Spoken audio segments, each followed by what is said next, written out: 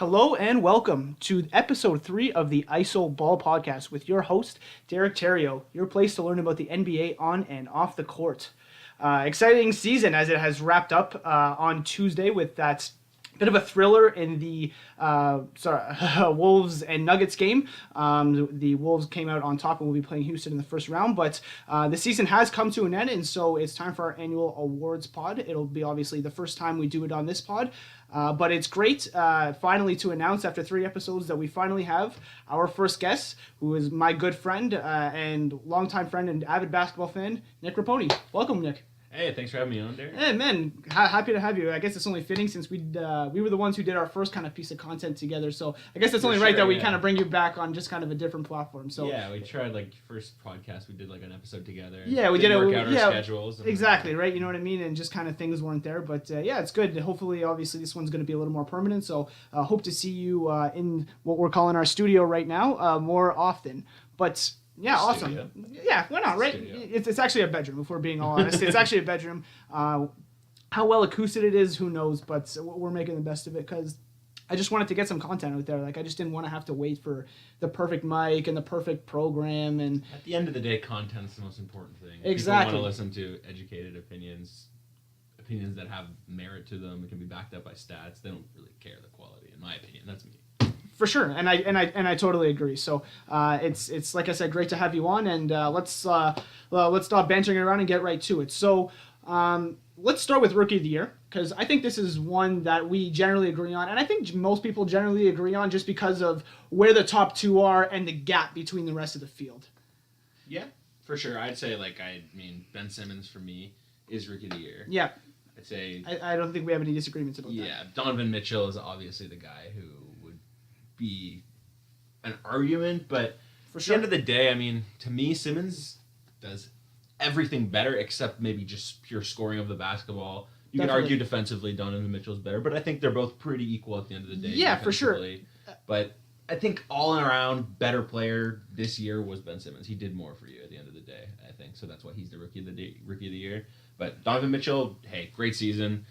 Not winning Rookie of the Year is not the biggest deal. You could still go out and have a better career. At the end of the day, who knows who's going to have a better career? Donovan Mitchell could end up with a better career. But, after this season, I think Ben Simmons is Rookie of the Year. That's not to say Donovan Mitchell will end up with a better NBA career. I'm just saying he has the potential to. Who knows? Yeah, I agree. And I should say, first off, that I believe, I'm not sure if you listened to it, but on the second episode, I thought that Donovan Mitchell kind of had it wrapped up for Rookie of the Year. Yeah. I really thought he was. And then this... not only the 16-game stretch of the winning streak that the Sixers have been on, but magnify that with the Embiid injury, and you really see the impact of a Ben Simmons just by himself without any help. And I think that really, really propelled him his argument for Rookie of the Year. Just running over some counting stats here. He played... Stats are a couple days old, mind you, but you get the gist of it. 34 minutes a game, 16 points per game, shooting 12.5 times a game at 54%. So you can see that even though he's not a great shooter, he's still finding ways to get to the cup. He scores in the paint. Exactly. Yeah, so he's not settling. You're not going to make him settle for a shot that he doesn't want to take, which I think is a good sign for a rookie, especially ones that inexperienced when it comes to shot selection. I think that was kind of huge. 8.2 assists, 8.2 rebounds, 1.7 steals. 22% usage, so they are putting the ball in his hands. He is using the ball quite a bit. The one thing, and I think the next step for him is probably just making his free throws and shooting the ball in general. Yeah. What do we say? 56.3% at the line. Yeah, I think that's just. It's not for everybody. You just get to the gym, and I believe just working those free throws, I think you'll see the percentage increase. Will he ever be a guy? Hey, you do not want to send this guy to the line. I don't know, probably not. Yeah. But I think there's going to be a time where he can. Hey, he'll knock down 65-70% of his free throws, and for sure, that's fine. Yes, and you know what, exactly. I think the same way. And look, he's averaging 16 points a game on 54% shooting as a rookie without a jump shot. Exactly. Imagine he even gets it to a Giannis Antetokounmpo level, where it's at least generally it's not crazy that it's not going in. That can be a reliable shot for him. And look at Giannis. He came into the league not a great shooter. And exactly. He proved that. So Simmons could very well be. I totally agree. And so that's really, really great. And again, indicative of knowing his limitations. limitations is the big thing for me. Is just the fact that he knows what he can and can't do already as a rookie, and I think that it's. And again, now we get into that is he a rookie debate that Donovan Mitchell was trying to have. But I agree. The rules are the rules. The technicalities are there. Exactly. He stole away from John Wall. Exactly. Right. And so he missed the whole season because he was hurt. Exactly. Year, so. Exactly. So yeah. So Ben Simmons rookie for me. Now let me talk about Donovan Mitchell, because any other year Donovan Mitchell would have won it, and I'm talking almost any other year, maybe other than Dwayne Wade. Like, think about how good Donovan Mitchell has been this year. Oh yeah, I'm not. He is scoring over at 20 points a game.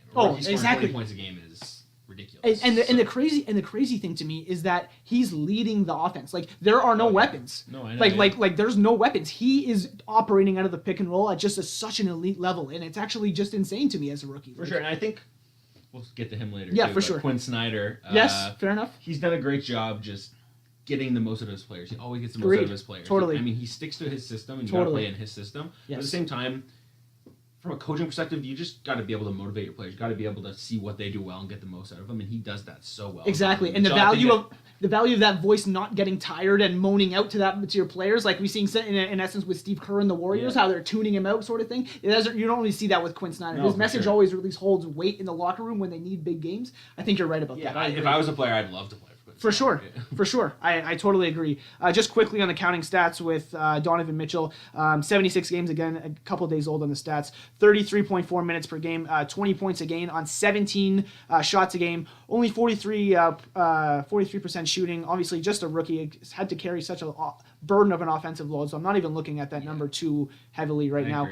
3.6 assists, 3.7 rebounds, 1.5 steals, and he's shooting 33.8% from downtown, but on 7 attempts. So the volume's there. He's the thing with his jump shot right now, I think he's more of a guy that just not off the dribble yet, you know what I mean? And not to say that's an elite skill, so not to say that's like a big hole in his game, but I think that's probably the next step for him. And I think he's a great shooter, like from the mechanics and from what we've seen at Louisville too, like I think he's great. 100%. He has it all. Like he just has to. It's all a matter of putting in the time, and he just strikes me as a guy who has work ethic. I would not be surprised if next year you see those flaws in his game are no longer flaws in his game. Exactly. Yeah, very self-motivated, seriously a guy that's going to get it done.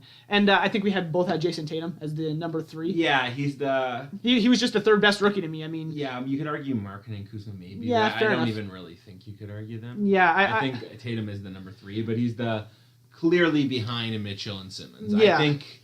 Agreed. At the same time, Jason Tatum was a very good rookie. Agreed. And I think that he might be a bit of a victim of falling into a system with already established players there in Boston. What we thought was going to be Kyrie Irving, a Jaylen Brown who already had some experience, obviously Gordon Hayward, Al Horford. So we really thought his shots were going to come very minimally. And so for him to adjust to that almost like scorer type role that he's going to have to play now that there's no Kyrie Irving, and especially now that there wasn't Gordon Hayward, I think he's just done a great job, especially with the 3-point shooting. I think we saw was the biggest thing. He was shooting like 50% for like a lot of the year, and I have him here at 42.9, so 43% shooting as of a couple of days ago. So I mean, only 3 attempts per game. Let's keep it in perspective, but he can shoot. Exactly, he's knocking him down. He's knocking him down. I agree. So, and I think speaking of 3-point shooting, another rookie, Markkanen definitely. Definitely. Really well. Not taking anything away from him either. He's put into a bit of a toxic situation, and he really kind of arose with a good attitude and shown a lot of skill, especially from the perimeter. I agree. Shooting that ball is one of his strengths, and the Bulls are going to need that for sure. Yeah, I think. I think maybe Kuzma had a good rookie year, but that's about it for the rookies this year. I can't think of anyone who would be even worth a conversation for rookies other than those 5 guys. Yeah, fair enough. I mean, De'Aaron Fox, Dennis Smith Jr. just didn't make enough impact on their team. Too inefficient to me. Not to say that they're not going to be great players, because I think they both will be great players, but just didn't do rookie of the year type potential this year. So rookie of the year, Ben Simmons, followed by Donovan Mitchell and Jason Tatum. We both agree on that. We may not agree on everything. Yes. Well, we're going to get there. That's why we picked the easy one first, right? That's why the easy topic came first. And I say we'll go with the second easiest next, Coach of the Year. Coach of the Year? Sure. Let's go there. So I'm going to say my Coach of the Year, and it's Dwayne Casey for me, man. Yeah, me too. It's Dwayne Casey. I know. I'm sorry. Like, I know it sounds like a homer. I've already admitted I'm from Toronto, and I'm a big Raptors fan, excited for the playoffs. But the dynamics around what Dwayne Casey has done, I think, are just incredible to me. And it's just incredible. Look at the team last year and look at the team this year. Exactly. They saw last year this offense isn't working, whether it's Nick Nurse, whether it's Dwayne Casey, Yes. it doesn't matter. Dwayne Casey, as a head coach, realized we need to adapt, we need to make changes if we want to exactly. take the next step. Exactly. He doesn't. The core stayed the same. Sure, the minutes changed. The bench was great. The bench mob was fantastic. But Dwayne Casey, the combination of being able to sit down and not be a stubborn coach, be like, we need to make changes if we Yes. want to get to the next level. I totally agree. I think that's what puts Dwayne Casey there. 59 wins as well, winning the Yes. Eastern Conference. And another little note too is they just signed Norm Powell to a big extension. You want to play him. He's a young guy. You just Yep. send him some money. You want to get. But hey, Dwayne Casey realized, hey, we're here to win games, and Fred VanVleet is the Exactly. guy who's going to help us win games Exactly. at this very moment. And he never looked back. So he wasn't afraid to make changes. I agree. And they paid off, and I think he's worth Coach of the Year. 'cause of that. And to that point, you've seen that the struggles with the in-game adjustment from Dwayne Casey. I think me and you were actually, I think it was in 2015, we were at Game 1 of Indiana, that 7-game series. That was 2016 actually. My apologies. Yeah, we were 2016 there. playoffs. Yeah. We were there, not in the building, but just at Jurassic Park outside. And I remember Paul George just absolutely lighting up our wing defenders. I can't remember who it was. I think it might have been James Johnson at that time, No. or. Who was it? He was just absolutely... Or Damari Carroll. It was Damari Carroll. Or no. It wasn't Damari Carroll, actually. No, it wasn't. I can't remember who it was. It might have been Norm. It might have been somebody else. Anyway, that's not the point. After the game, and keep in mind, we went and got Damari Carroll that offseason and paid him a big contract, one he didn't deserve in the end. But...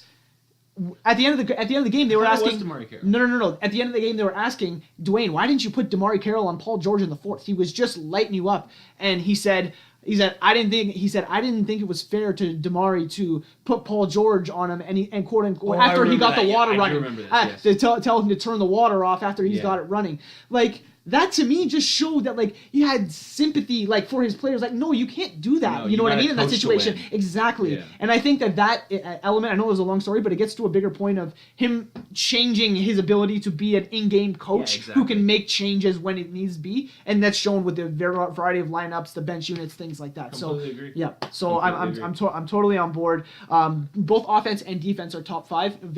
Not many teams can say that. I don't think any team can say that right now, except the Warriors, and not the Rockets aren't even top 5 in defense. No, I think only the Warriors can say that. That 2 of their top 5 in offense and defense. So Off the top of my head, I'd say yes. yeah. But yeah, I don't know. Yeah, I think I wouldn't say it's a lock for Dwayne No. Casey, but I think No, he is not a lock. the number 1 in my opinion. Number Who you got 2? 2 and 3. Who you got 2 first? Nate McMillan. Got Nate McMillan. Interesting. Yeah. Make your case. I'm interested to hear. Look at the team. Okay. I think that's just what you got to say. And Fair look what he's been able to do with what he has. Okay. And I think they trade Paul George. Everyone is saying Indiana this year is going to be a year. Let's look at Doncic. Let's look at Ayton. Mm-hmm. Let's look at the lottery. And Nate McMillan has this core where they're thinking it's going to be a lottery core. And he brings them to 5th in the Eastern Conference. Yeah. Granted, it's the Eastern Conference, but he still brought them to 5th in the Eastern Conference. Nate McMillan, my hat's off to you. Like, Yeah. You know what I you agree. are number 2 for me, Coach of the Year, because of what you did with what you were given. Mm-hmm. Oladipo's, I mean, he's gotten better every year, but his big breakout was this season, no doubt about it. That helps. But I'm sure Nate McMillan saying, hey, you're the guy this year. And Nate McMillan, I don't know their relationship, Oladipo's McMillan's relationship, but the team had a good year, Oladipo had a good year, and McMillan did a great job as a coach. So I feel like the relationship can't be that poor. So I really think Nate McMillan deserves, right after Dwayne Casey, he's my number 2 for Coach of the Year. Okay, interesting. And, I can't really blame you for that. I mean, and we'll touch on Oladipo's stats as he's probably top for another category, if you can guess what that one is. No, I agree. I like what Nate McMillan has done for sure. This team is quite interesting. They have a lot of interesting pieces around them. A lot of pieces that individually you really need a coach to bring these pieces together. A guy like Corey Joseph, like Thad Young, Demonis Sabonis, like guy. yeah, exactly. That guy, Gonzaga Sabonis. guy, yeah, exactly. And just a complement of other people. Pieces. Miles Turner, Boyan Bogdanovic, Lance Stevenson. These guys, like you need somebody to bring these guys together, right? Like these guys by Exactly. themselves aren't winning games for you. No. Like you know what I mean? Like it's kind of crazy that you think about it like that, but That core is 5th in the Eastern Conference. Like, yeah, that is exactly. an impressive job Nate McMillan did. I agree. And just to stop you, dude, how funny was that Lance Stevenson block and then just stare and stare. just not look at the rest of the play? That was as Lance as it gets. Exactly, that defines Lance. Yeah. And then later the game, throws the T-shirt and hits the cop. Yeah, I seen that too. Just, That's so funny. you gotta love the guy. Oh, I it's love him. it is quite funny. But just getting back on topic here, my number 2 is actually Brad Stevens, and I Yeah, and it's it's easy to make an argument for him. I really understand. Obviously, no Hayward from day one. Now you lose Kyrie Irving. You have a core of rookies, essentially, and guys that are just kind of developing, especially guys like Terry Rozier, Jaylen Brown, Gershon Yabusele, Semi Ojeleye. Like, these guys, like, are getting minutes, and, they haven't played a lot. For sure. And, like, they're just showing impact, and you don't just find a collection of talent of doing that without having the right system. I love the way Brad Stevens runs his offense personally. A lot of dribble handoff actions with Orford, who is just a great passer, a great guy to have out of that post, a threat to score. And then you have a guy like Isaiah Thomas in pass years or Kyrie Irving coming off that screen, and it's just it's deadly. And that's what Stevens is really great at, is knowing his personnel and really adapting to what they're doing. And I think that this team is a great example to me, and I think that is itself is the main reason, along with the subtractions of major stars. So. Yeah, I agree. And Brad Stevens is like, even up to his Butler days, he's another guy similar to Nate McMillan. Like, he gets the best out of his players. Like, what he has, he does well with it. Like, I mean, I think Boston has a pretty good team without Gordon Hayward. With them, they're a great team. Without him, they're still a good team. But at the same time, like, Brad Stevens is just, like you were talking about, in-game change. He's able to make it, like, changes. Adjustments, I think Brad Stevens is just a guy, if he's the head coach of your organization, I'm not too worried. It's like Eric Spoelstra. Exactly. In my opinion, Eric totally Spoelstra should ever get fired. Miami should never fire him. It doesn't matter how they do. He is an incredible coach. I agree. And he just is so, like, he's a player's coach, but at the same time, he knows how to get hard on the players. Like, Eric Spoelstra's great. He could be in Coach of the Year running every single year. You know what? I agree. That's hilarious. And my third guy is Greg Popovich. I'm sick of leaving him out of the Coach of the Year conversation. No, and this year, if we're going to leave him out this year, come on, man. Like, that's ridiculous. You know He's what I mean? Not my third, but I totally like your argument. You can continue talking about it. Yeah, because he's what is he working with? Like, he turned LaMarcus Aldridge from I want to trade into all NBA talent. I know. Like, are you kidding me? Like, dude, Kyrie Irving couldn't even work it out with the best player in the world, and LaMarcus Aldridge, like, this guy could go anywhere, bro. This guy could be a compliment piece to almost anybody. He was a compliment piece to Damian Lillard that just didn't pay him enough money. That was the problem. And so he could go and do anything he wants. He's LaMarcus Aldridge, but he chose to work it out with Greg Popovich, and now look at him. He's just playing incredible. And obviously, some of that has to be contributed to Kawhi not being in the lineup. Let's not pretend like that's not a factor. But he's playing incredible, like, just amazing. Like, this is LaMarcus Aldridge, Portland LaMarcus Aldridge. Exactly. This is what we're looking at. This is pretty well what we're looking at is Portland LaMarcus Aldridge, but I think not having Kawhi and still finishing this well is even more of an argument. People are going to say people are arguing that Kawhi is the second best player in the world. Any team that doesn't have the second, a third or fourth, for sure. Even if you want to anywhere in the top 5 or even the top 10 for that matter, you subtract one of those guys. You know how difficult it is to make the playoffs. It's just like as when you invest so much resources, so much of your cap space into this guy, and you 100%. Just drain him. Like, very tough. No, so we need to give some. Some kudos to that as well. For sure. My third Coach of the Year for me is Quinn Snyder. That would be my third for sure. We talked about it. We touched on him earlier. And the same reasons as Nate McMillan. Yep. They lost Gordon Hayward. I mean, I didn't know per se if people thought they'd be as bad as Atlanta, but Donovan Mitchell was a rookie who you didn't expect to do this. Like, he wasn't one of these guys. Like, I mean, Ben Simmons was expected. They did like him out of the draft, but I don't think they liked him this much. Exactly. So, like, I think Quinn Snyder, they weren't expected to do much, and Quinn Snyder, once again, defied all odds. And not all odds. I'm not saying, like, they're, like... Well, I mean, realistically, because, like, before, like, let's say Donovan Mitchell was an average player, I mean, who's making the playoffs in this team? Who's making the playoffs? Yeah, they don't really have... Who's ending game? Who's ending game? Star, oh, yeah, for sure. But you need to be able to score the basketball at will, and Gobert exactly. He's just really exactly. He's just not capable of doing that. It's just not what he does. He wins you the game when you need stops, not when you need buckets. Exactly. And which is just as valuable. That could be argued, actually. That could be argued. You can argue either way, but at the same time, you can argue either way, for sure. But I think Gobert is just like, at the end of the day, if you need a bucket, Gobert's not going to get you that bucket. For sure. If you need a stop, there's other guys, I think. Gobert's going to be the best guy to get you that stop. He's going to be your best help defender. You're going to want him in the paint, 100%. but you're not going to want him switched on the perimeter. Exactly. And that's where, like, the difference is. Yeah, for sure. Okay, interesting. Where so do you want to go next? I don't know what you think. It's 6 man. I could go most improved, defensive. I could go MVP. MVP last, I think, though. Yeah, let's save MVP for last because I understand that we have Six man. difference Let's of get opinion. 6 man going because I Sure. don't really think it's an argument. Okay, yeah, it's I Will. think we have probably have the set top 3. I don't think there's an argument outside the top 3. Okay, Lou Will, right? Yeah, Lou Will, Eric Gordon, and Will Barton. Yeah, me too. Wow, So, interesting. Okay. I don't really think there's an argument Wow. outside that top 3. You could Unless you can put Raptors bench, not just one. well, player just from- like Fred VanVleet is what they're arguing for. I which don't think he's but numbers. I think that does a disservice to the Raptor bench because everybody on that squad has contributed. Exactly, and Fred VanVleet is not in the conversation with these I 3 agree. men. I kind Lou of Will, Eric Gordon, and Will Barton are all had much better seasons. I think there was somebody else. I think so. I think I heard some people arguing like Kyle Kuzma. You could. I think who else was I thinking of? Tyreek Evans, but Tyreek Evans, I don't know. He kind of just didn't play after the All-Star break when they thought they were going to trade him and stuff. Yeah, I think this is the 3 man. Yeah, I agree. I agree Lou with Will, I don't I think agree. maybe he should have been an All-Star. Yeah, you can argue that he should have been an All-Star. 100%. Yeah. You could argue. The guy's gonna win. Yeah. Like their 6 man of the year. There's no question about it. I think Eric Gordon definitely had a good season as well. So did Will Barton. Yeah. But it's Lou Will. Lou Will, and I just want to read off some He's of the just a counting pure stats. scorer. Yeah, just read off the stats. Yeah, The just guy's a because scorer. again, couple days old, 32.8 minutes a game. He had 22 and a half points a game this year, 17 attempts on 43% shooting. So not bad. 5.3 assists, 2.5 rebounds. This is all off the bench, by the way. 1.1 steals. He was 35% on 3, shooting 6 a game. So the volume is there. He's jacking them up. You know Lou Will, professional scorer. He's going to get his buckets.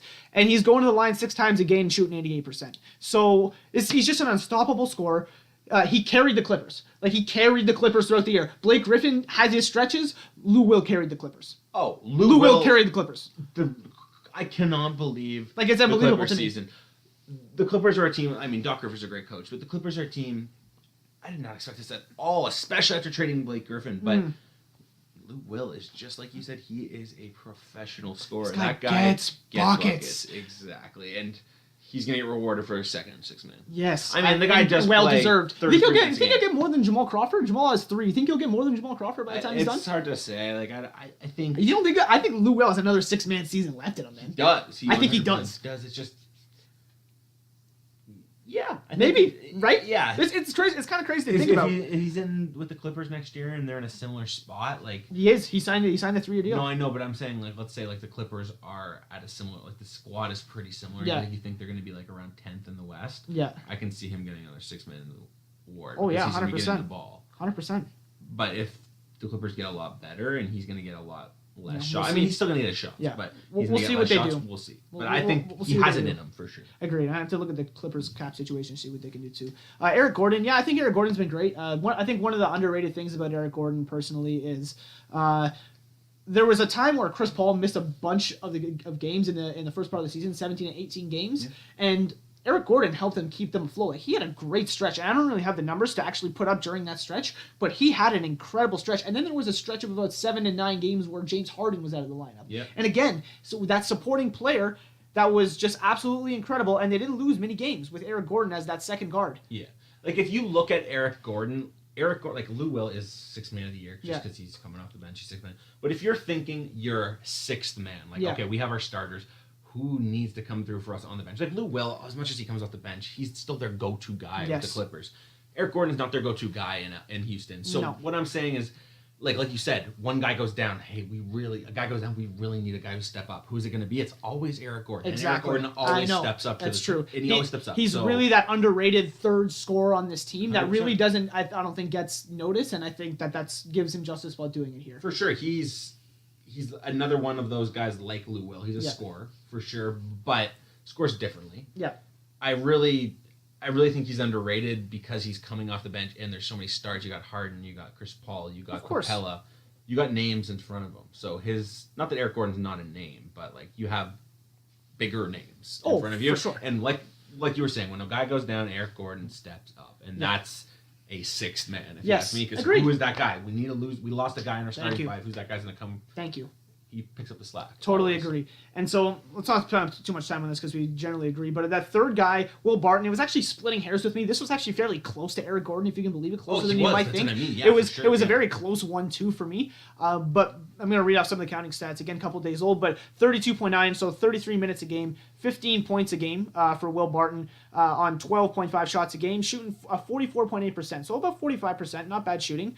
5 rebounds, 4 assists, a steal, and then 36% from downtown on 5 attempts a game. So he's doing a little bit of everything, Will Barton, off the bench. And, I think Mike Malone was closing some lineups with Will Barton there as well. Yeah, so he was, yeah. you can see some of the value that he brings, especially with the ball in his hands. He's really one of those players, and we play with a similar guy, Jake, where he's so unorthodox. Yeah. Will Barton is that unorthodox guy because his but Will steps Barton are has long. Oh, yes, for athleticism, sure. yeah. For sure. But it's mixed with a little bit of unorthodox movement, steps, Yeah, for sure. footwork in its sense. He's not a And graceful looking player. no, exactly. Yeah. And it almost makes him better in that sense because he does these like little awkward movements, kind of like not as exaggerated as Jokic, but Yeah. whereas Jokic is almost an advantage, some of the awkward movements he does, but it just kind of looks awkward at times, but I almost like it. I Oh, almost yeah. like it. It's because it's a little bit different, and For and it's just unique, and I'm a fan. Yeah, I like Big Will Barton. Barton. Yeah, big fan of Will Barton too.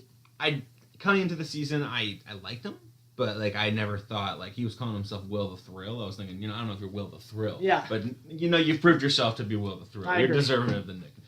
I agree. Okay, we got to get to a place where we're going to argue eventually, so let's go to Defensive Player of the Year.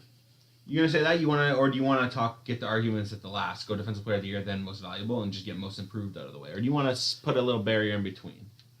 Let's have a little discussion. Defensive Player of the Year, and then we'll get up Most Improved. Okay, may I start with Defensive Player of the Year? Okay. I've How- always had this thing, Yeah. like you Explain, please. kind of have to play more games, in my opinion, than most people think to be considered for an award. Which is fair. I really think you need to play. Which is fair. The number for me is 66 games because that's 80% of the season. I think if you miss 20%, that's like a month of the season. That's a big chunk. That's a big chunk of games. I can't argue with that. I don't know. To me, it's one of those things. Yeah. With that being said, Rudy Gobert did not play enough games in my opinion, to be Defensive Player of the Year. With that being said, he had the most impact on defense. Okay, cool. So you could argue Rudy Gobert is the one. Okay.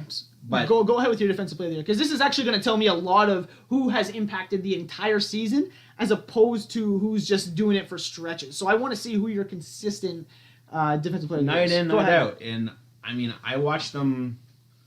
I want to be honest with you, they're a team I just always happen to have guys on DraftKings. So I was always watching a lot of the 76ers. And it's Robert Covington is my Defensive Player of the Year. Wow. The guy is night in and night out. You know what you're getting. He's an elite 3-and-D guy, in my opinion. Sure, the 3 is not as consistent as you might He like can it still to shoot be, it. He can but still he shoot can it. still shoot it, especially when it's open. He Yep. can definitely knock him down when it's open. And that D is smothering. Defensive win shares, he's second in the NBA, only behind Rudy Gobert.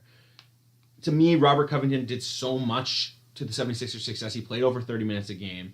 I just think you hear these names, you hear Simmons, you hear Embiid, and I think you don't hear enough. But you even hear Dario Saric's name more than him, Really? in my opinion. Robert Covington is not a name that you hear enough, in my opinion. This guy is 100% worthy of Defensive Player of the Year, in my opinion. And to me, he's my Defensive Player of the Year. Gonna hear flack for that, but he's just a consistent. The entire season, Robert Covington has come out, and Robert Covington has shut a guy down on defense. And offensively, he's had a pretty solid year all in all, but he is my Defensive Player of the Year. Okay, fair enough. So while you were talking there, I just tried to look up how many games Rudy Gobert has played Played 56. this season. 56 games exactly. So I'm just doing 56 divided by 82. 68% That's of the season. 68% of the 68% of the season. Not enough for me. That's fair. And to me, I think my number is probably about 70 because I think we get to a point, and I do agree that playing a lot of the games does help because we really need to see the consistency. And that's what I mean. And Yeah. Covington, like you said, And I do night see the in, point night out, Robert Covington came in and gave you a great defensive performance, and his defensive win share showed that. He was second in the NBA, only behind Gobert. He did it for the whole season long. I think he's my Defensive Player of the Year. Okay, fair enough, and I can't disagree with that. I think it's just too tough for me to eliminate the guys whose impact has just been so grand because of just like 20 games or something like that. And while 20 games is a big chunk of the season, I'm not denying that whatsoever. I think that sometimes in that 20 games we come to ignore the other 62 and like how much like each win really matters, especially when it comes to playoff seedings and win shares and stuff like that. How many games your team is actually winning. So I think my number is just a little bit higher just because I think I'd probably weigh impact maybe a little bit more over consistency. Yep. That's just probably the best way I could put it. For sure. Yeah. Cool. So with that being said, mine is Rudy Gobert. Of course. Yeah, and like I said, Gobert I think had the best when healthy defensive play. I just don't know if he was healthy enough for me, but at the same time he had a great season, so I can't argue Rudy Gobert at all. I agree. And if you're not watching Jazz games, and I'm not watching a ton of Jazz games either, but from what I see, you can just see when Rudy Gobert's in the games, offenses are thinking of different ways to not have to go in the paint. He is such a deterrent that he changes the sets that you run on offense. Exactly. What you want to do is you always want to stick to your strengths. Rudy Gobert takes away your strength. He makes you go to your weakness. Exactly. He's so like Bill Belichick. Exactly. Exactly. So the way that teams have been combating that is putting Rudy in the pick and roll and daring him to try and switch onto the guards. Yeah. And oh my goodness, if he gets caught on those switches against Houston in that second round, if they get there, it's a lot of barbecue. It's a lot of barbecue chicken. It's a lot of good tasting barbecue chicken that's going to be had. It's going to be a cookout. Yeah. So, but let's get back to what Gobert does well. And obviously, he's just absolutely incredible. Not only does he make you change what you do, but obviously you have to think twice before going into the paint. When you drive by that defender, that first guy, you beat your first man off the dribble, and now you're going in, that floater is going to have to go up instead of the athletic finish at the rim, and obviously instead of the dunk. Nobody's dunking on Rudy Gobert unless you're DeMar DeRozan. No, he gets postered, actually. He does. He gets postered because he's always trying to But that's a moniker of a good defender. He's always trying to make the stop. Exactly. It's like Steve Pirtle. No, I'm not putting Pirtle in this conversation with defensive player of the year, but I'm just saying the guy gets posted a lot. Yeah. It's because he's trying to make plays. Yes, exactly, for sure. And the on-off numbers are just staggering. 97.9 defensive rating when he's on the court, and the Jazz have a defensive rating of 102, and that's second in the NBA. 97.9 defensive rating when he's on the court. And defensive and offensive rating is how many points you give up per 100 possessions. So that just gives you context of what we're talking about when we say this. So have you gone into defensive win shares then? So defensive win shares I did not get into. I did take a peek of who was at the top, and I did see Rudy, and that's all I needed to see. No, I'm saying in terms of you're explaining to the listeners what defensive rating is. Have you explained what defensive win shares you can, and you can go ahead and do that if you like to, if you have a good understanding of that. You definitely know more about it. So basically, win shares is basically the statistics and analytics, or NBA, however you want to say it. It's their approximated impact on how many times a player has won them a game on either offense or defense or both. So that's probably the best way I could explain it. That's a win share. Yeah, that's a win share. And then defensive is just doing it on the defensive side. And it is allowed per 100, I believe. Yes, I think so. Yeah, my stats are a little bit murky on this, but hey. Like I said on the first podcast, even I'm still learning this sort of stuff. So bear with us. That's what we're here to do. We're here to learn, even if we have to look up stuff on the fly like we just did. But like I said, Rudy Gobert is absolutely incredible. And then let's get in a second. Was Joel Embiid your second? No. He was not. Okay, interesting. Embiid also didn't play enough games. Oh, really? He played quite a few more than Gobert. Let me check how many Embiid played, just to make sure. He played, I got it right here. Don't worry. Joel Embiid played 63 games. So 63 he was games. Just below the 80%. Okay. But at the same time, he definitely had, of course, he had a big impact defensively, but just wasn't there for you, eh? There for you, eh? He's a great defensive player, but I think the guys that I have did more defensively, and that's Draymond Green from a consistent basis. Fair enough. And I think Anthony Davis consistently. Okay, interesting. I thought Draymond had a bit of a drop off this year, personally, and he was given the opportunity, especially to step up with no Steph. Yeah, he was. And you know what I mean? He didn't step up offensively, but defensively he still stepped. He's still always consistent. And the Warriors' defense has slipped quite a bit though over this past stretch. If we're really talking about it, they were 7 of 10 in their last stretch, and I think their defensive rating over that time is like 114 or something really dumb. Yeah, like that. Not very good. So some of that has to be put on your best defensive player, in my opinion. So that's why I knocked him out. And I'm not discrediting the defensive presence of Draymond Green. I'm just saying at such a high standard that we rate him the defensive player of the year standard, he was a notch below what he should have been this year, in my opinion. Okay, I think you can argue that for sure. But at the same time, he's such a versatile defender. He can take on a few different positions for sure. I think still a 1 through 5 switcher, in my opinion. Exactly, and I think the impact that he has when he's on the court defensively, it's always there. I really do, and You can say You're going to see it in the off playoffs slightly. too. You're going to see it in the playoffs. Exactly. And you can say it has dropped off slightly, but a slight drop off from Draymond Green's defense is still incredible defense, in my opinion. Fair enough. Yeah, I can't argue with that. I personally went with Joel Embiid. The win shares have been there. Obviously, he played enough games, in my opinion, and more than I thought, in all honesty, which is great. How many did we say? 63? Yeah. 63 is definitely more than I thought, especially when he went in saying he wasn't going to play back-to-backs, Yeah. and he played 63. Well, that's quite a few games. So I'm impressed by that. Hopefully, he gets better for the playoffs. Obviously, we want to see Embiid there. That's part of the fun, you know. I can't even imagine the antics he's going to be doing, like all the gloating and all that sort of stuff, so that should be funny. And we'll see if Rihanna shows up if they play the Cavs. Imagine Rihanna shows up if they play the Cavs, because you know Rihanna's a big LeBron. They would have to play LeBron in the girl. Eastern Conference Finals. Yeah, exactly. But yeah, some people are saying they might get there. I would say Rihanna loves LeBron. Yeah. Yeah, Rihanna loves. Yeah, so you know that Joel gonna try to dunk on LeBron and point at Rihanna or some dumb shit. Yeah. Anyway, let's get back to the argument. I think Joel does a lot of things similar to what Gobert does, and I think that Joel actually might be a bit of a better guy on the perimeter. He is. He's switching. better on the perimeter. Yes, and I think that's a big deal because he's still not the presence Rudy Gobert as paint protection. no, but I think Good he makes up for it for what he has done on the perimeter.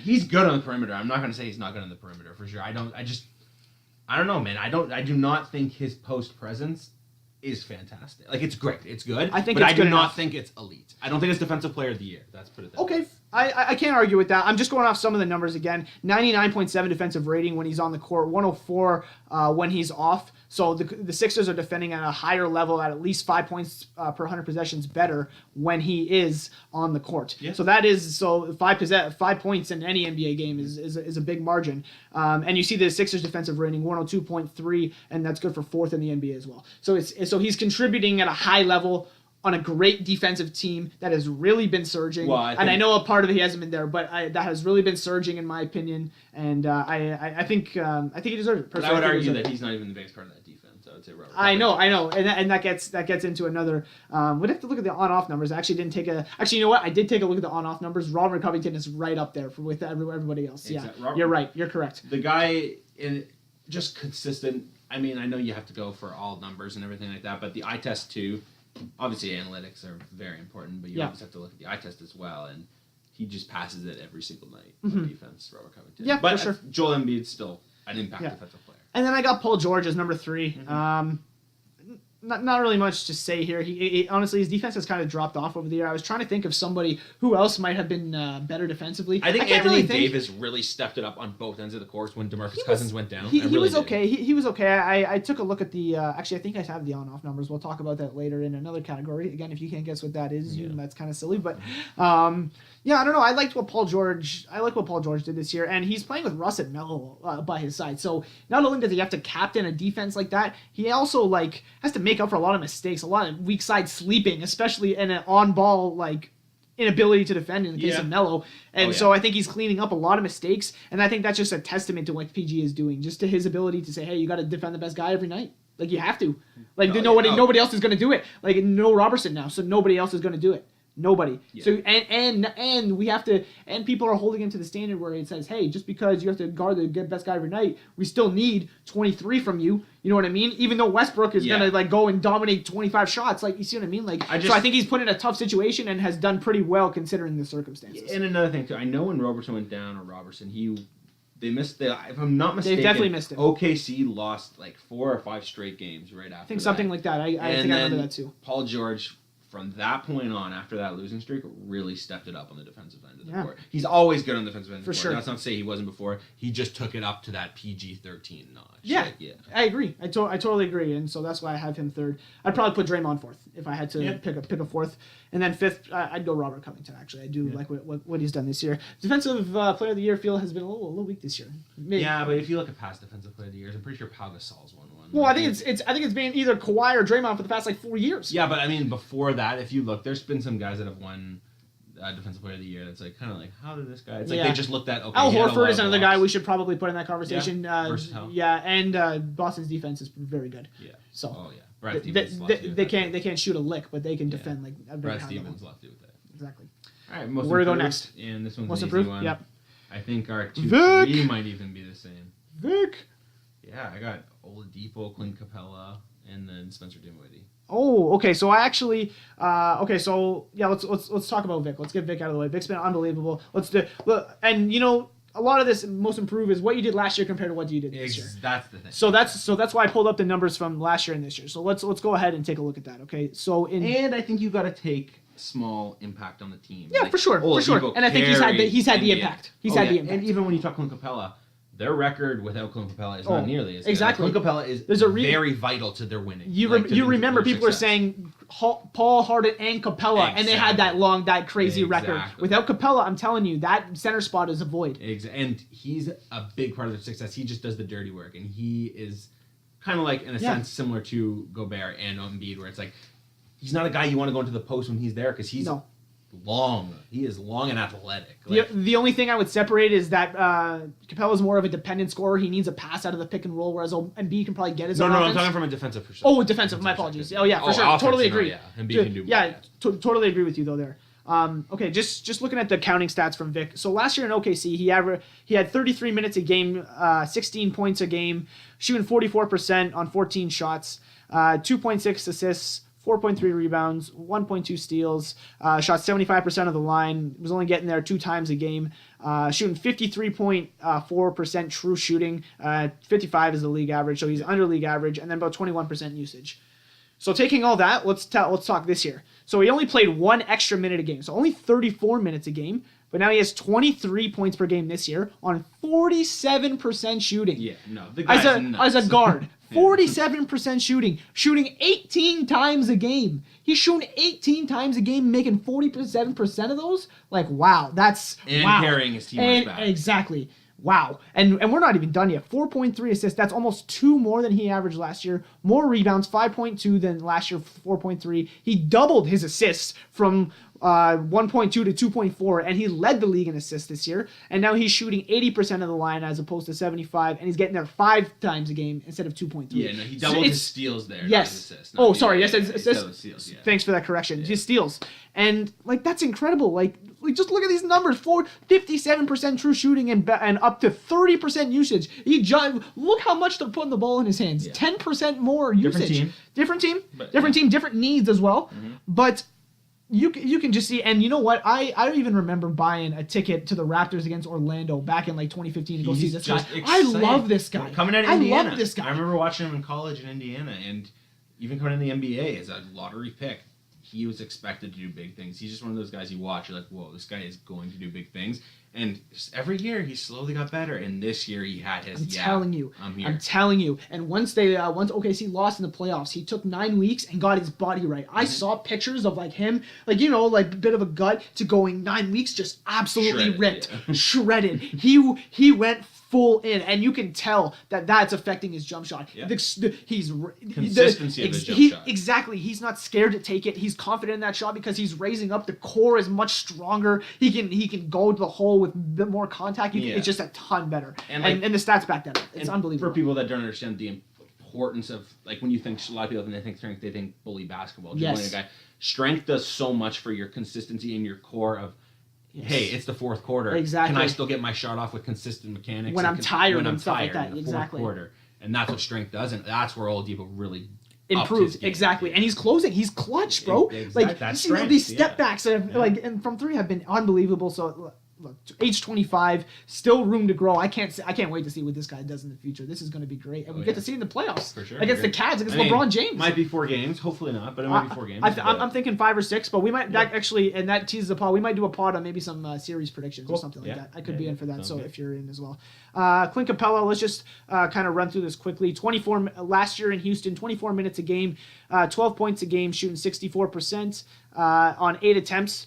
8 rebounds, 1.2 blocks, 53% from the line, only shot twice, and he had a 25% defensive rebound percentage. So he's grabbing 25% of the rebounds, or on the defensive end at least, that Houston is putting up very high rate, and especially when you consider Harden is also going for those triple doubles last year as well. So now on to 2017, up 3 minutes a game to 27, up a couple points to 14 points per game, shooting 65% from the field. So just a 1% up, but that actually leads the league in field goal percentage.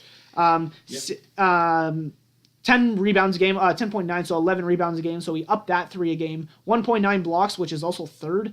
56.5% free throws per game, but shooting 3 of them a game now. So he upped the percentage and upped the attempts. So that's always good to see. Of course, yeah. 30% defensive rebound percentage this year. He's just grabbing everything on that Like glass. 25 is pretty solid Yeah. from last season, and then 30. he 30. jumped to this season. 30. No, yeah, I'm with you. And just the success of the Rockets when Clint Capella is in the lineup just goes so far for me. He's Yeah. second for most improved. So you're looking at my notes here. You'll probably see Aaron Gordon. I'm actually going to switch it, and I don't have notes on it right now, but I like Julius Randle as my third guy for six-man And most improved. most improved. Yes, Julius Randle has been excellent this year. I really hated on him a And lot. I love Randall. I was a big Randall fan. You were not a big Randall fan. I but you wasn't- saw the potential. You just said this guy just plays way too out of control. Exactly. That was my big thing, is that I like the skill, but there's no control there whatsoever. And I just I didn't see the maturity of him being able to gain Yeah. that. He's gained a lot of that For this sure, year. yeah. So that's really what I wanted to see from him, and I've seen it. So if he can harness that skill a little bit more and transition that, I think we're going to have a great player on our hands, whether that be in LA or somewhere else. Yeah, and for me, I have Dinwiddie because Yeah. Oh, and I love the pick. I and love it's it. Not He's been more- incredible. And I'm not going to take anything away from Dinwiddie because I'm sure Dinwiddie worked really hard and Yeah. got his game here. And you got to look at it. The minutes were up for grab. Who's going to take these minutes? Dinwiddie stepped in and said, "I'm taking these minutes," and no one else is taking them. Exactly. These are my minutes. I'm never looking back. Exactly. And Dinwiddie had a good year in 28.8 minutes a game. So 29 minutes a game. He scored 12.6 points a game. Nice. Especially when D'Angelo Russell was fighting for some of those minutes too at some point in the season. And he had 3 rebounds a game and 6.5 assists a game. 6.5 assists is incredible, especially for a guy that really hasn't shown any potential Exactly. whatsoever. And now he's passing and scoring a little bit. I remember I saw one clip of a step back 3 on the left wing, and it was the deepest step back 3 I've ever seen in my life. I wish I could pull up the Vine or the GIF right now, because he stepped back and then he stepped back and people are like, he's going further back, like he was already far back. Yeah. Like it was insane. No, yeah, I think, and I just a shout out to Dinwiddie because he's done a lot, and like I said, the minutes were there, and he was given the opportunity, but he did more than expected with that opportunity. He's my third for most improved. Yeah, agreed. Where we go next? So we got one left. Don't we only got MVP left? Oh yeah, is that all we got left? Really? Did we? Oh man, that has been Defensive fist. Player of the Year. We did most improved. We did sixth man. We did Coach of the Year. We Yeah. did rookie. Yeah, you're right. We're- We did MVP. Wow. Okay, here we are. The final countdown. No, I'm just kidding. Okay, so you want to start at the bottom and go up then, because it seems like where we have a Yeah. discrepancy at the top. So who is your number 3? My number 3 is Anthony Davis, Okay. and I'll just say simply because of when DeMarcus Cousins went down. Well, I had Anthony Davis number 2. So let me Okay. read off the counting stats, and then we can just kind of Okay. argue why one was better than the other. So again, a couple of days old, these stats. 72 games he had played up to that point, 36 minutes a game, averaging 28 points per game, second in the league on 53% shooting, 11 rebounds, which was 5th, 2.3 assists, 2.5 blocks, which leads the NBA, 1.5 steals a game. He's 61.5% true shooting, 29% usage. Oh, and by the way, he's going to the line 8 times a game and shooting 83%. Yeah. Holy mackerel. And all this with DeMarcus Holy. Cousins going down, he got the ball more, but he put the team on his back and said, "We're getting to the playoffs," and they got to 6th in the West. I put the team on my back, though. Exactly. Like, And that guy, he's my third because he's behind 2 other guys. We'll get to them. I'm sure Yeah. you know who the other 2 are. But Anthony Davis he did so much. Like you said, and like I had him third for Defensive Player of the Year because he did it on both ends of the court. Led the league in blocks. led the league 2.5 Blocks per blocks a game. game. Led Wow. the league in blocks per game. Anthony Davis did it on both ends of the court. He did it all season long, and he stepped up his game when they needed him to. He was the most valuable player to his team. Yeah, that's Maybe. I'm going to say It's- no. it's The tough. second most valuable Okay. player to his team, but third overall. Okay. Because I'm just going to say Anthony Davis was fantastic. Okay.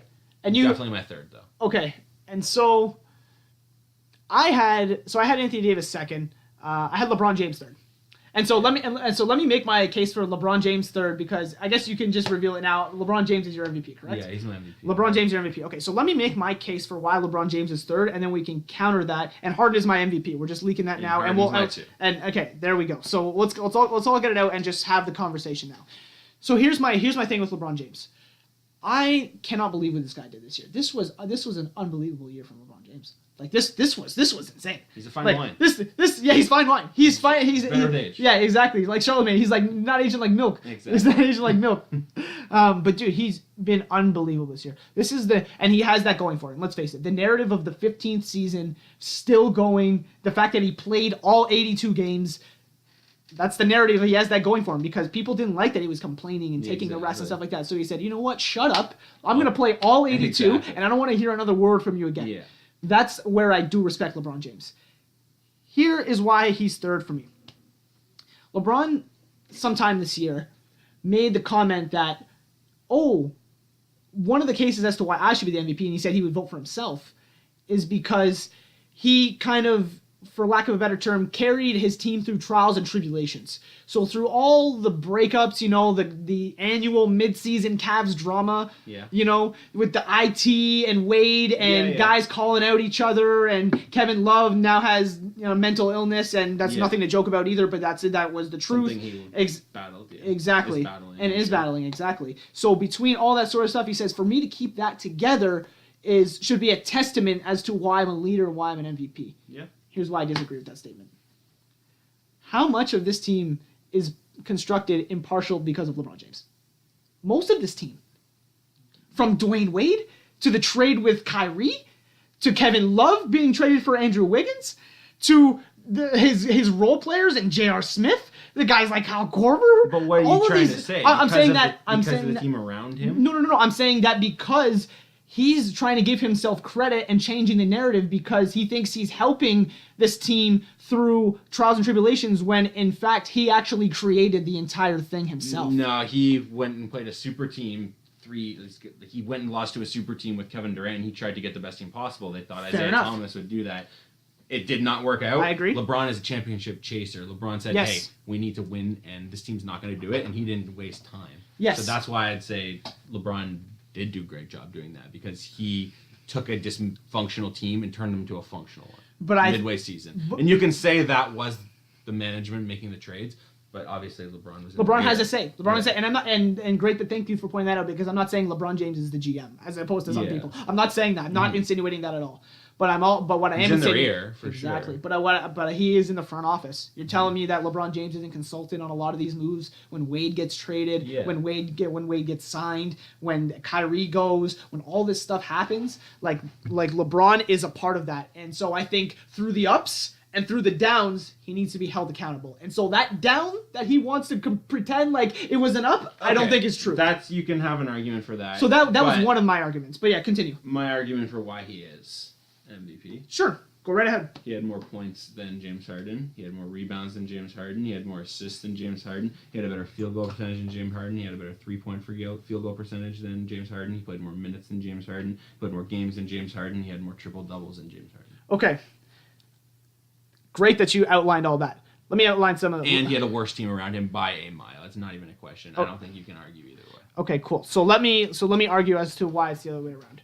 So the games argument I don't think is a valid argument because James played... the games, I'm just saying durability. Oh, okay. Yeah, sure. Yeah. Sure. James played enough games. Harden did enough. He did play enough games to be an MVP. Yes. 100% and I think that James Harden has been durable almost his entire career. Yeah, durability is not a big thing. I'm just saying if you want to throw in another thing LeBron James did better than James Harden, it's durability. Okay, cool. So I'm glad we pointed that out. Now I just want to highlight a couple of the highlights of the year for both of these teams. Both these players. LeBron James' highlight of the year I think was that 57-point game against Washington. But putting Wesley Johnson's career... No, I wasn't going to say that one. That wasn't mine. But that doesn't make you an MVP. No, that wasn't mine. That wasn't mine at all. Well, what are you saying though? No, I know I'm not saying anything. Yeah. I just want to kind of just explain everything so that we kind of get everything out in the air. So LeBron's 57-point game was his big highlight this year, and I think that was great. That was incredible.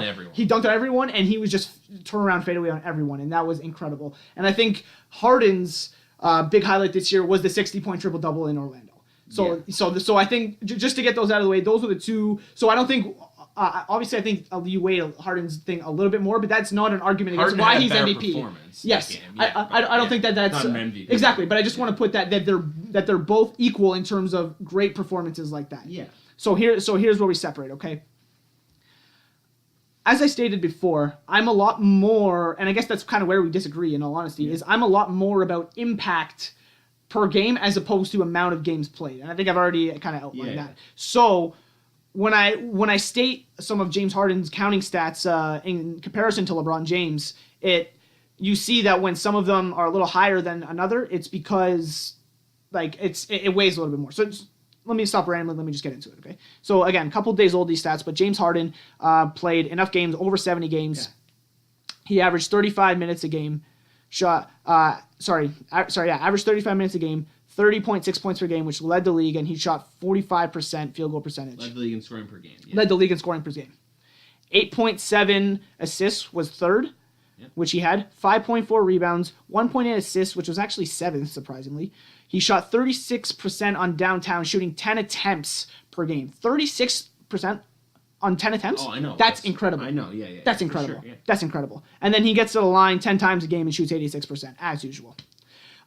True shooting percentage, 62% true shooting percentage, way above the league average. And then 36% usage, which was actually 2% up from last year. Yeah, I know, but we're not looking at him improvement-wise. No. We're looking at the most valuable player. No, I think it's LeBron James. No. Let me And that's continue. not taking anything away from James Harden because it sucks, because that's going to be the third year in a row he's been the runner-up. Well, yeah, and we'll talk about a narrative conversation too. But that's 2% up. That means they're still putting the ball in his hands. They're not saying, "Hey, Chris Paul." Like, yeah, when Harden goes to the bench, like Chris Paul obviously runs that unit. But even when Chris Paul's on the floor, like it's James Harden that's really running the show. But still. you knew that coming in. For sure. But what I'm getting to is that once you put the ball in James Harden's hands, he is outright dominant in isolation. He led the league in isolations points per game, and he's incredibly efficient at that. I think he's at 1.12, which was like far and above anybody in years past.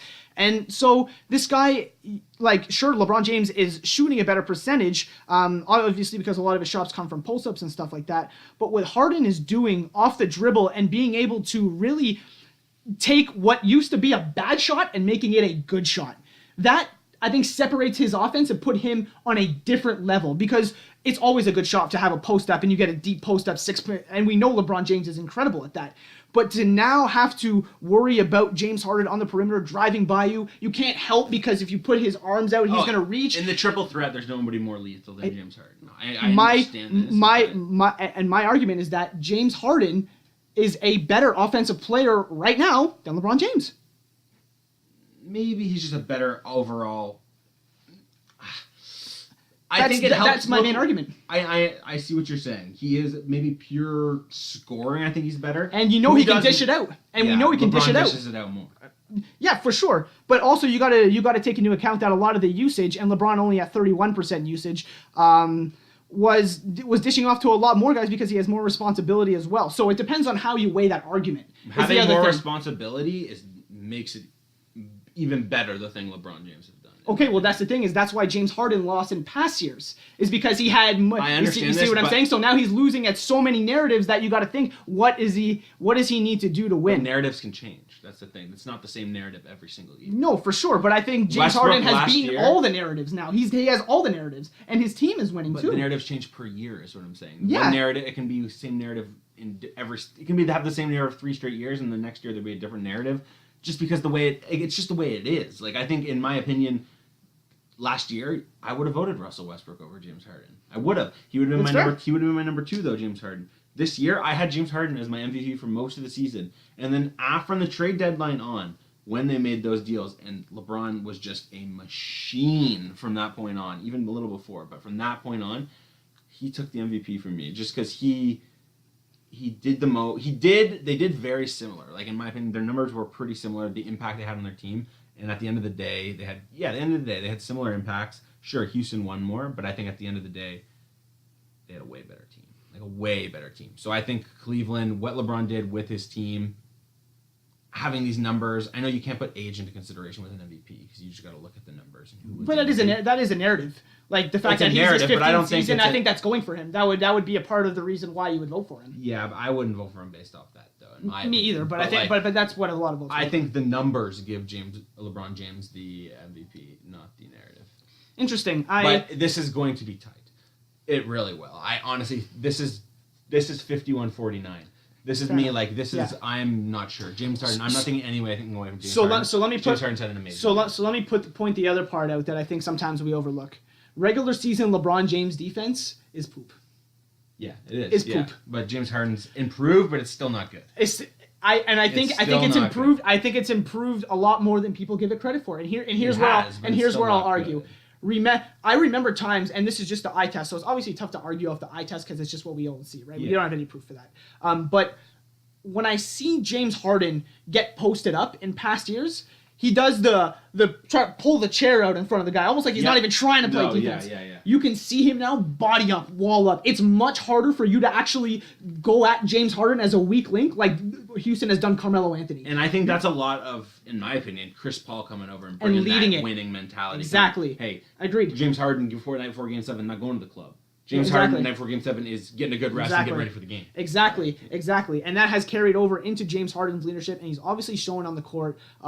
Chris Paul at the helm has definitely helped, but I just think his defense has improved, and I see too many times where LeBron gets beat backdoor, on LeBron's rotation gets missed, and he starts pointing out Kevin Love with a weak link, and what are you gonna... And as a fan, you're looking and say, hey, Kevin Love, that was your rotation, and you're not gonna doubt it because Kevin Love's such a weak defender. Of course, but anybody who watches the game a lot knows that Enough, it was at least, LeBron's. yes. It was LeBron's fault. Yes, But and at the I find same see myself time- seeing that too many times, and I think that's another But reason I why I think can't do it. defensively, I see James Harden. Yeah, you see him bodying up, but I still see him getting dummied on defense very consistently. I don't He's think so. improved. Not- He's not- improved. Not very consistently, and I think that Consistently. I don't think consistently enough because in past years they used to go at James Harden as a way of offense. You don't do that anymore because you know don't that do that. he's decent enough. It's almost like a 3-point shooter that you have to go over the screen now because you can't go under. All I'm enough. saying is James Harden's defense isn't putting him over LeBron for MVP, in my opinion. LeBron's just done more on... I think all in all, what LeBron done with his team, LeBron is the most valuable player to his team. I think he's this year's MVP.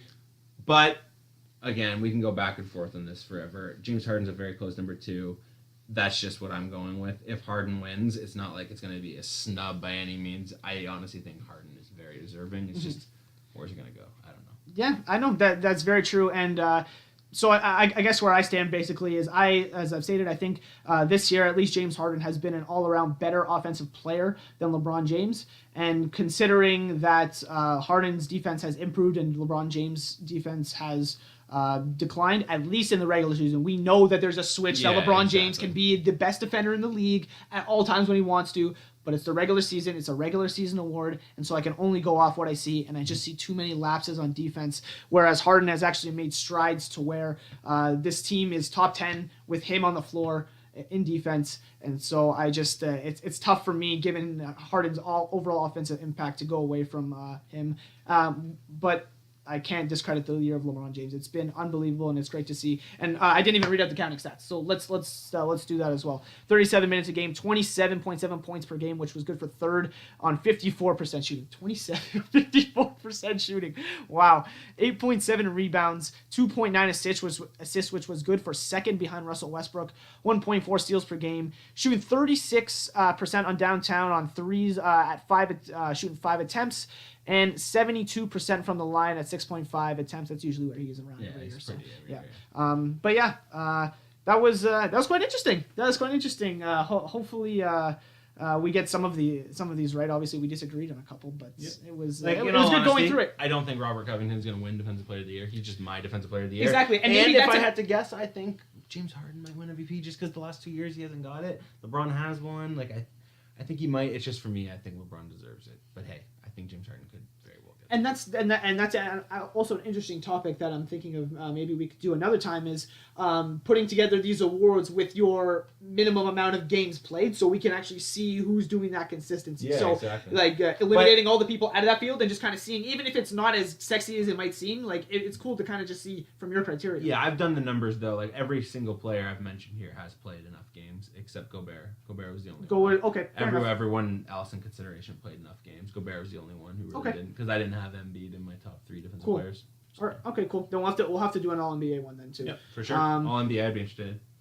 Just quickly, okay, so we all had the top 3. About 4 and 5. Who are your 4 and 5 for MVP? For MVP? You don't have to go too into detail, but just give me a quick briefing off the top of your head if you can think about it. Off the top of my head, Tedecumpo's got to be up there. Sure. And I'm gonna say There's a few guys running through your head, isn't there? it's really tough. I'm gonna say Thad Young. No, I'm kidding. I'm gonna say. Man, this is tough. I was only thinking of my top 3. I'm gonna say Antetokounmpo for number 5. Let's go with. Drum roll, please. The only guy who keeps coming to my head is Dame. I mean, I was gonna say, why didn't you just pick him first? I think that's a great pick. yeah, Dame's just the only guy who keeps coming to my head. Yeah. I'm gonna go Dame. That's good.